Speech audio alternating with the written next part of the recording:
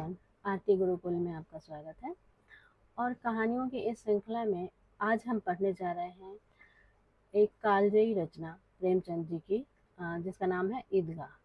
यह एक बाल मनोविज्ञान पर आधारित कहानी है, जिसमें ये दर्शाया गया है कि किस तरह से एक बच्चा गरीबी में रहकर वो अपने उम्र से ज़्यादा बड़ा हो जाता है। तो ये चीज़ इस कहानी का मुख्य यही उद्देश्य है। ये कहानी जो है वो सर्वप्रथम 1933 ईस्वी में चांद पत्रिका में प्रकाशित हुई थी। और ये सब चीज़ें एग्ज़ाम में के नज़रिए से बहुत ही इम्पोर्टेंट होती है, तो आप इस वीडियो में लास्ट तक बने रहिएगा। और अगर आपने चैनल को सब्सक्राइब नहीं किया है तो प्लीज़ सब्सक्राइब कर लीजिए। और चलिए आगे पढ़ते हैं, जिसमें मैं आपको बहुत ही इम्पोर्टेंट जो भी इससे संबंधित जो एग्ज़ाम में आने वाले इम्पोर्टेंट चीज़ें हैं वो सारी चीज़ें मैं बताऊँ, क्योंकि कोई भी ऐसा एग्ज़ाम हो चाहे जिसमें ये ईदगाह कहानी लगी हुई है, तो उसमें ईदगाह से प्रश्न ज़रूर आते हैं। और यूजीसी नेट की बात करें तो इसमें तो हर साल ईदगाह कहानी से प्रश्न ज़रूर आते हैं, इसलिए ये कहानी बहुत ही इम्पोर्टेंट है। आप इसे पूरा पढ़ लीजिएगा। थोड़ी सी लंबी कहानी है, लेकिन इतनी भी लंबी नहीं है, आप आराम से इसको पढ़ सकते हैं। तो इसको आप पूरा पढ़ लीजिएगा। और इस कहानी से संबंधित जो भी बातें हैं, चाहे वो मुख्य पात्रों के नाम हो, गौण पात्रों के नाम हो, या उस कहानी में आए हुए जो भी जो उम्र हो, या कुछ पैसों का जिक्र है, ये सब चीज़ें आपको बहुत ज़रूरी है याद करना।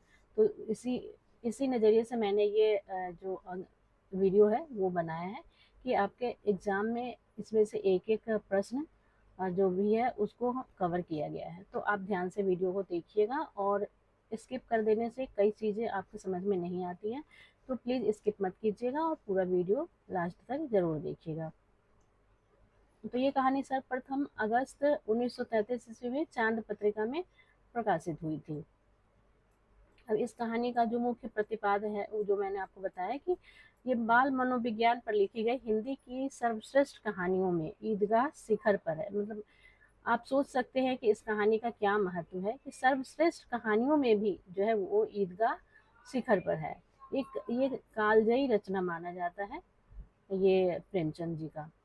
इसमें प्रेमचंद हामिद नामक बच्चे के माध्यम से दिखाते हैं कि गरीबी और अभाव में किस प्रकार बचपन की मासूमियत खत्म हो जाती है और बच्चे को समय से पहले ही परिपक्व हो जाना पड़ता है। ये चीज इसमें बताया गया है। प्रेमचंद जी ने इसी चीज का इसमें जिक्र किया।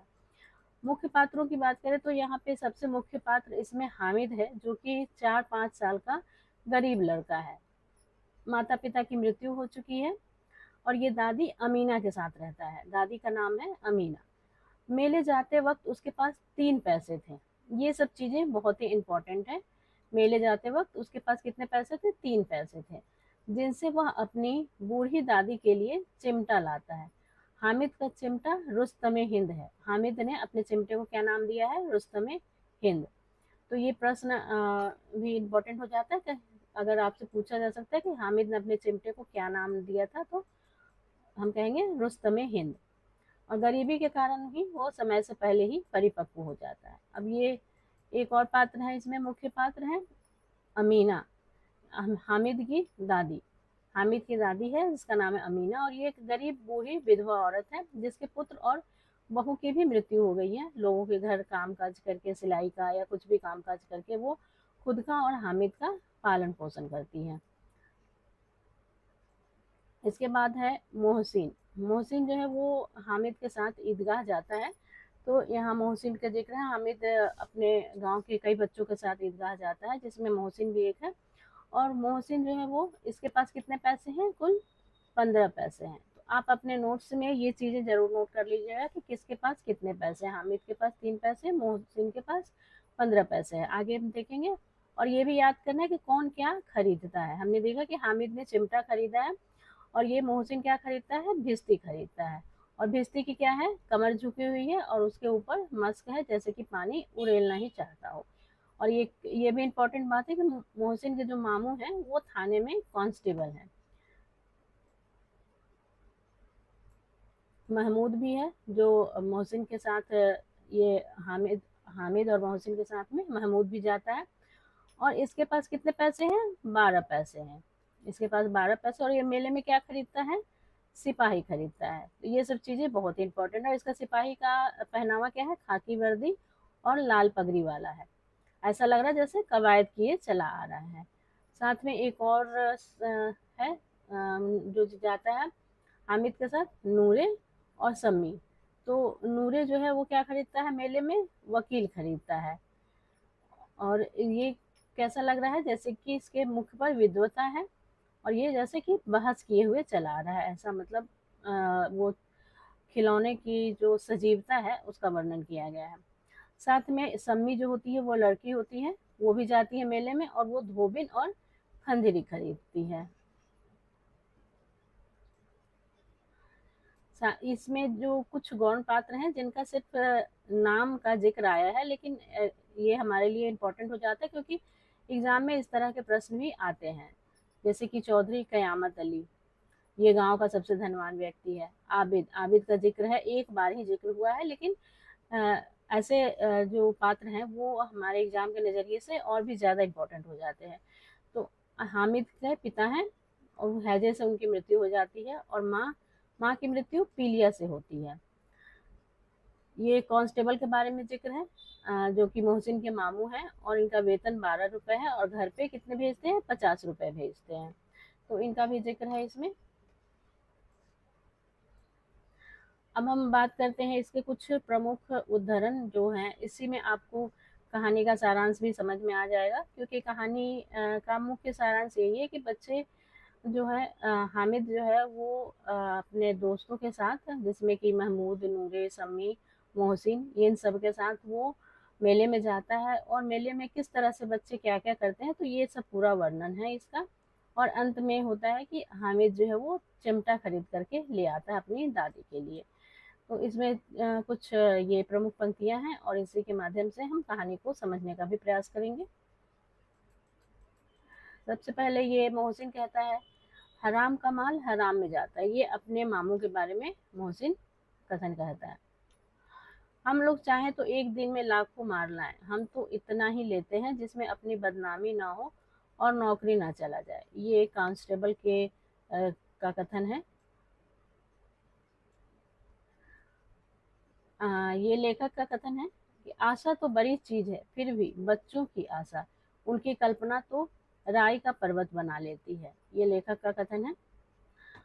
अब बच्चे रास्ते में जाते समय एक कॉलेज देखते हैं, तो उसके बारे में देखिए क्या क्या वो अपने बारे में बात करते हैं अपने आपस में। इतने बड़े कॉलेज में कितने लड़के पढ़ते होंगे? सब लड़के नहीं हैं जी, बड़े बड़े आदमी हैं। सच, उनकी बड़ी बड़ी मूछें हैं, अभी बड़े हो गए, इतने बड़े हो गए, अभी तक पढ़ने जाते हैं। ना जाने कब तक पढ़ेंगे और क्या करेंगे इतना पढ़कर। ये एक ग्रामीण बच्चे की मासूमियत का इसमें वर्णन है, जो कि ये समझता है कि सिर्फ बच्चे ही स्कूल पढ़ने जाते हैं, और जब यहाँ यहाँ बड़े बड़े लोगों को पढ़ते हुए देखता है तो वो उसे लगता है कि पता नहीं क्या करेंगे इतना पढ़कर। फिर रास्ते में वो लोग जो है विदेशी मेम लोगों को क्रिकेट खेलते हुए देखते हैं, तो उसके बारे में भी वो बातें करते हैं। अपनी उस विदेशी मेम की तुलना अपनी माँ से करते हैं। तो वो कहते हैं कि मनो आटा पीस डालती हैं, जरा सा बैट पकड़ लेंगी तो हाथ कांपने लगेंगे। सैकड़ों घड़े पानी रोज निकालती हैं, 5 घड़े तो मेरी भैंस पी जाती है। किसी मेम को 1 घड़ा पानी भरना पड़े तो आंखों तले अंधेरा आ जाए। इसी तरह बच्चे जो हैं वो अपने मन में क्या सोचते हैं चौधरी साहब के बारे में, जो चौधरी कयामत अली हैं उनके बारे में सोचते हैं। वो बहुत ही अमीर हैं, तो उनके बारे में बच्चे क्या सोचते हैं? चौधरी साहब के काबू में बहुत से जिन्न हैं, कोई चीज चोरी चली जाए तो चौधरी साहब उसका पता लगा देंगे और चोर का नाम बता देंगे। जिन्नात आकर उन्हें सारे जहान की खबर दी जाते हैं। ये ऐसा बच्चों का मानना है। फिर मोहसिन कहता है, ये अपने कांस्टेबल मामू के बारे में मोहसिन यही क्या कहता है, यह कांस्टेबल पहरा देते हैं, तभी तो तुम जानते हो अजी हजरत, यह चोरी करते हैं। शहर के जितने चोर डाकू हैं सब इनसे मिले रहते हैं। रात को ये लोग चोरों से कहते हैं कि चोरी करो, और आप दूसरे मोहल्ले में जाकर जागते रहो पुकारते हैं, तभी इन लोगों के पास इतने रुपए आते हैं। ये सब जो है ये आपस में बच्चे बात कर रहे हैं। वो अपने अपने जो भी उनके दिमाग में है, जो वो आसपास के माहौल से सुनते हैं समझते हैं, तो वो सारी बातें वो बच्चे आपस में कर रहे हैं। क्योंकि सभी की उम्र कोई ज़्यादा नहीं है, सब यही 5 6 7 साल के बच्चे हैं। तो उनकी जो मानसिक स्थिति वही है जो वो आसपास अपना देखते सुनते हैं और उससे वो अपना दिमाग लगाते हैं, तो उसी तरह की बातें वो यहाँ पे कर रहे हैं। अब ये यहाँ मस्जिद का वर्णन है, ईदगाह का। यहाँ कोई धन और पद नहीं देखता, इस्लाम की निगाह में सब बराबर है। कितना सुंदर संचालन है, कितनी सुंदर व्यवस्था। लाखों सिर एक साथ सिजदे में झुक जाते हैं, फिर सबके सब एक साथ खड़े हो जाते हैं, एक साथ झुकते हैं और एक साथ घुटनों के बल बैठ जाते हैं। यही बार बार क्रिया होती है, जैसे बिजली की लाखों बत्तियां एक साथ प्रदीप्त हो और एक साथ बुझाई जाए, और यही क्रम चलता रहता है। कितना अपूर्व दृश्य था, जिसकी सामूहिक क्रियाएं विस्तार और अनंतता को श्रद्धा, गर्व और आत्मानंद से भर देती थी। मानो भ्रातृत्व का एक सूत्र इन समस्त आत्माओं को एक लड़ी में पिरोए हुए है। ये ईदगाह का जो दृश्य है, इसमें भाईचारे को दिखाया गया है। हामिद खिलौनों की निंदा करता है, मिट्टी के ही तो हैं, गिरे तो चकनाचूर हो जाए। लेकिन ललचाई हुई आंखों से खिलौनों को देख रहा है और चाहता है कि जरा देर के लिए उन्हें हाथ में ले सकता। उसके हाथ अनायास ही लपकते हैं, लेकिन लड़के इतने त्यागी नहीं होते हैं, विशेषकर जब अभी नया शौक है। ये पंक्ति बहुत ही इम्पोर्टेंट है और आपको ये ध्यान में रखना चाहिए।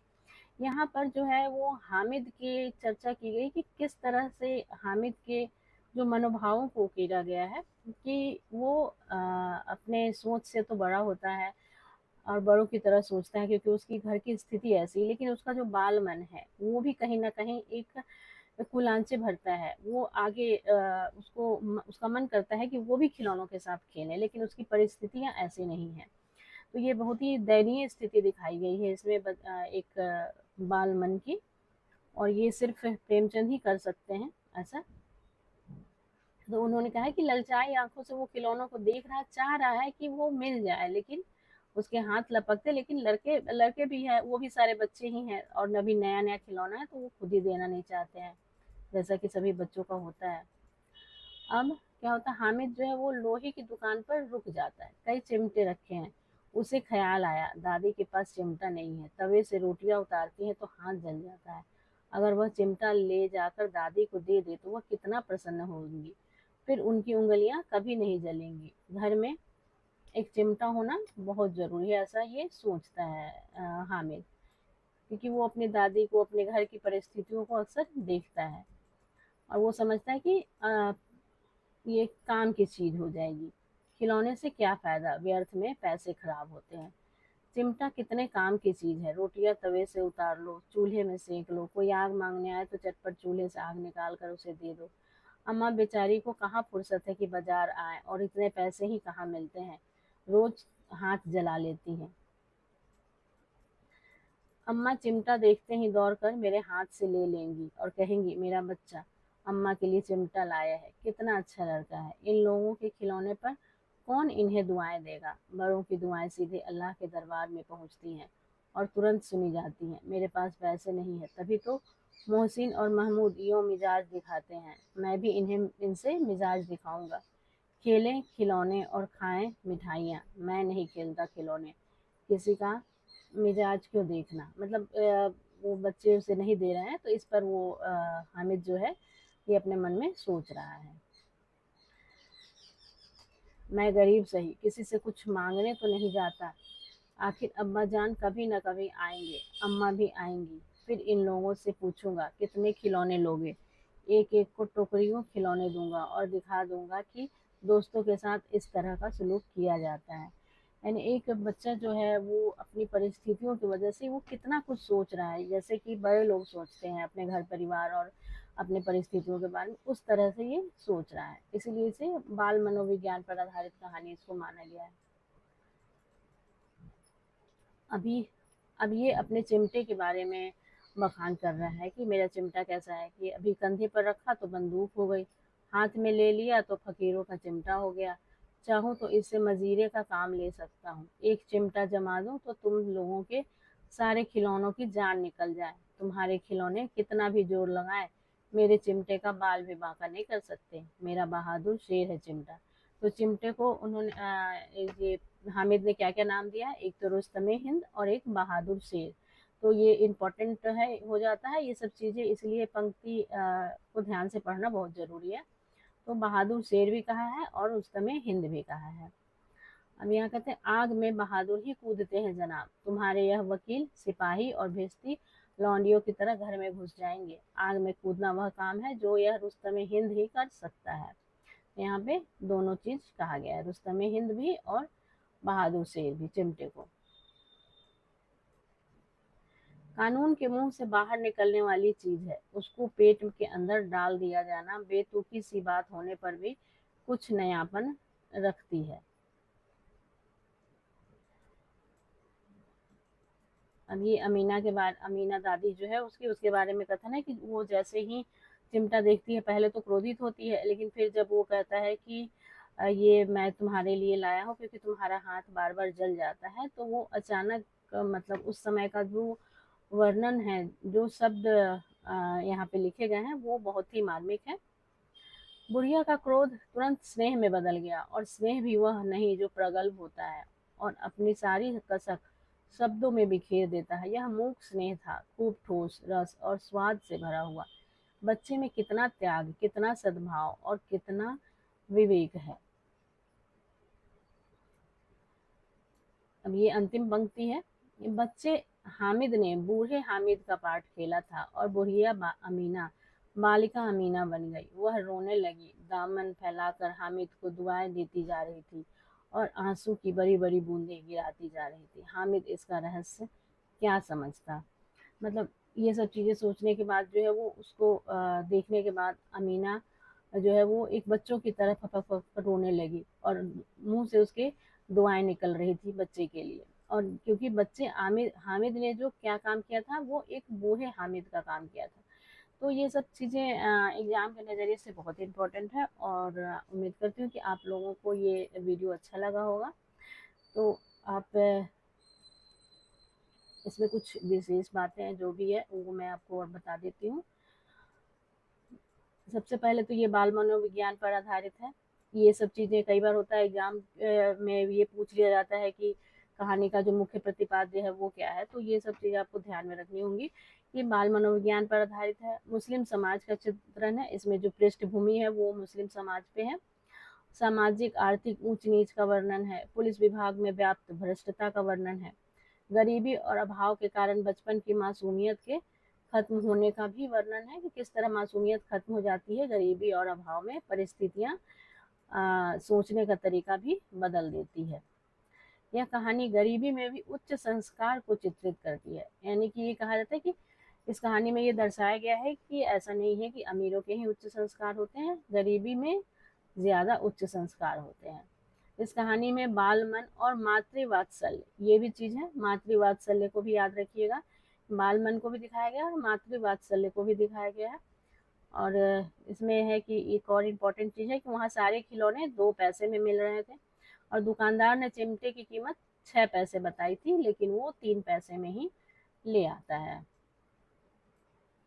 तो आपको ये वीडियो कैसा लगा, और अच्छा लगा हो तो लाइक कमेंट और सब्सक्राइब कर दीजिएगा। साथ ही उन लोगों को शेयर भी कर दीजिएगा जो यूजीसी नेट की तैयारी कर रहे हों और जिनको फ्री में सारे सब्जेक्ट चाहिए, सारी कहानियाँ पढ़नी है। तो मैंने अपना प्लेलिस्ट बना रखा है। उपन्यास पहले ही मैंने सारे उपन्यास पढ़ा दिए हैं। नाटक को भी शॉर्ट्स में कुछ इंपॉर्टेंट चीज़ें रखी हैं, वो भी आप देख लीजिएगा। और ये कहानियों का भी एक प्लेलिस्ट बना दिया है, तो ये सब चीज़ें भी आप देख लीजिएगा और प्लेलिस्ट सेव कर लीजिएगा। धन्यवाद।